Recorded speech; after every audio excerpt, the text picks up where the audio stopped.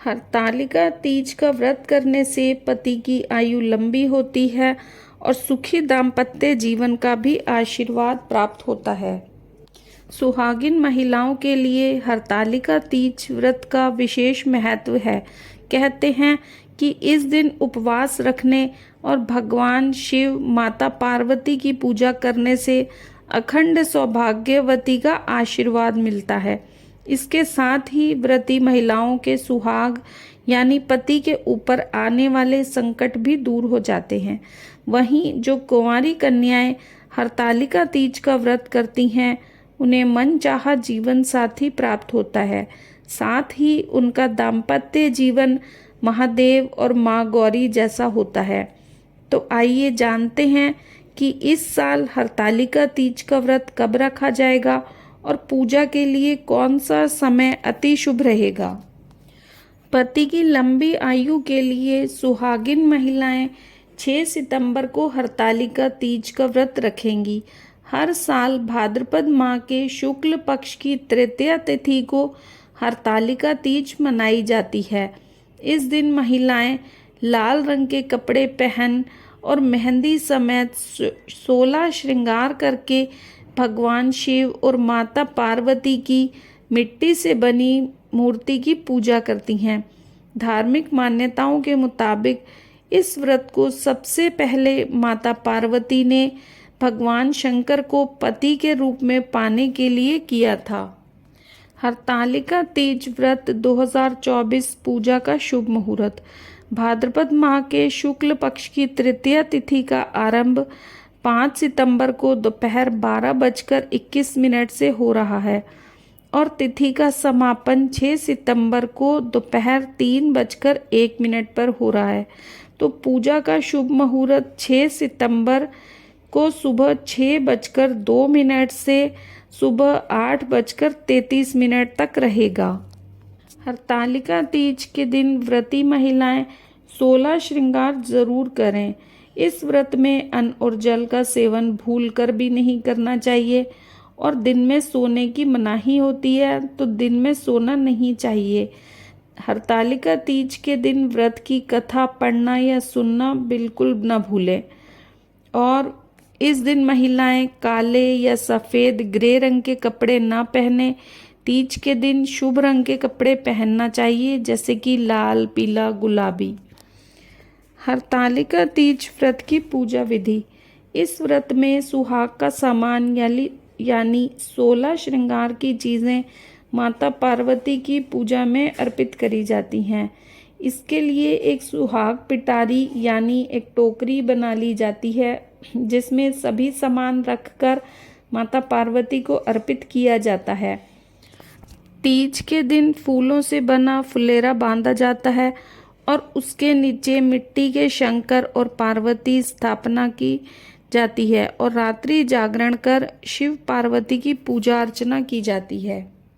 हरतालिका तीज व्रत की कथा के अनुसार माता पार्वती ने भगवान शिव के लिए कठोर तपस्या की। माँ पार्वती का बचपन से ही भगवान शिव को लेकर अटूट प्रेम था।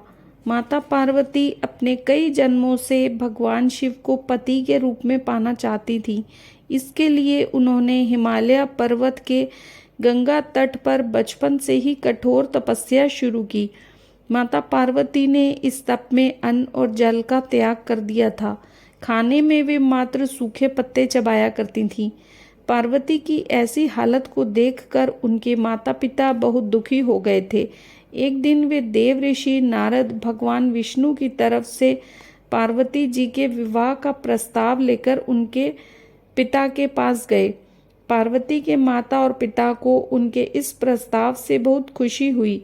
इसके बाद उन्होंने इस प्रस्ताव के बारे में माँ पार्वती को सुनाया। माँ पार्वती इस समाचार को पाकर बहुत दुखी हुई, क्योंकि वो अपने मन में भगवान शिव को अपना पति मान चुकी थी। माता पार्वती ने अपनी सखी को अपनी समस्या बताई और पार्वती ने यह शादी का प्रस्ताव ठुकरा दिया। पार्वती जी ने अपनी एक सखी से कहा कि वह सिर्फ भोलेनाथ को ही पति के रूप में स्वीकार करेंगी। सखी की सलाह पर पार्वती जी ने घने वन में एक गुफा में भगवान शिव की आराधना की। भाद्रपद तृतीया शुक्ल के दिन हस्त नक्षत्र में पार्वती जी ने मिट्टी से शिवलिंग बनाकर विधिवत पूजा की और रात भर जागरण किया। पार्वती जी के तप से खुश होकर भगवान शिव ने माता पार्वती को पत्नी के रूप में स्वीकार कर लिया। कहा जाता है कि जिस कठोर तपस्या से माता पार्वती ने भगवान शिव को पाया, उसी तरह इस व्रत को करने वाली सभी महिलाओं के सुहाग की उम्र लंबी हो और उनका वैवाहिक जीवन खुशहाल रहे। माना जाता है कि जो इस व्रत को पूरे विधि विधान और श्रद्धा पूर्वक करते हैं, उन्हें इच्छा अनुसार वर की प्राप्ति होती है। हरतालिका तीज पर गौरा और शिव के अखंड सुहाग की कामना करनी चाहिए और बोलना चाहिए कि हमें अजर अमर सुहाग देना। इस व्रत को तीज में रखा जाता है, लेकिन इसका पारण चतुर्थी तिथि के दिन सूर्योदय में किया जाता है। अगर आपकी शादी के बाद आपका पहला तीज व्रत है तो अच्छे से नियम पता कर लें, क्योंकि जिस तरह पहली बार रखेंगी उसी प्रकार हर साल करना होगा। इस व्रत को एक बार रखा जाता है तो जीवन भर रखना होता है, किसी भी साल इसे छोड़ नहीं सकते हैं। तीज व्रत में अन्न, जल और फल 24 घंटे कुछ नहीं खाना होता है।